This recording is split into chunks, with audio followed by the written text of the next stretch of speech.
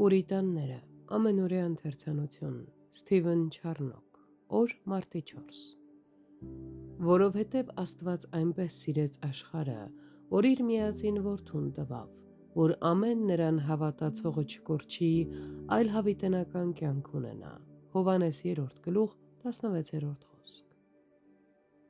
Աստված կամեցավ հաշտվել մեզ հետ։ Այդ պատճառով Քրիստոսի գալուստը Սուրբ գրքում ամենուր կապվում է Աստծո սիրո և շնորհի հետ, սակայն իր արդարությունը իսկապես չէր բավարարվել Քրիստոսի մահից առաջ։ Որպես ողորմած Աստված նա մեզ ողորմեց, բայց որպես Սուրբ Աստված նա չէր կարող չատել մեր անօրենությունները։ Որպես ճշմարիտ Աստված նա չէր կարող չկատարել իր պատիժը։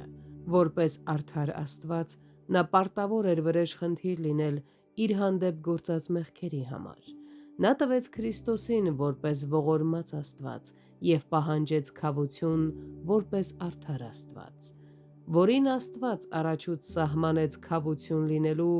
որ իր արդարությունը ցույց տա։ Հռովմայացիս 3:25-26 խոսքեր։ Նրա ողորմությունը նրան ներման էր մղում, բայց նրա արդարությունը կանխեց այդ ներումը։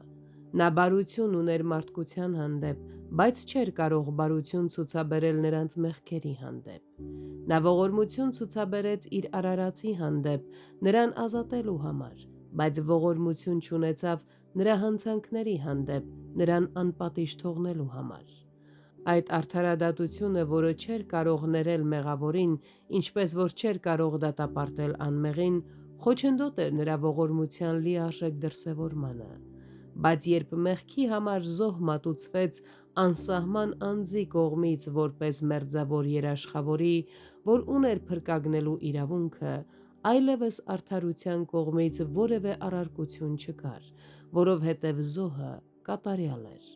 Աստվածային ճշմարտության կողմից առարկության հիմք չկար, քանի որ պատիժը կրվել էր։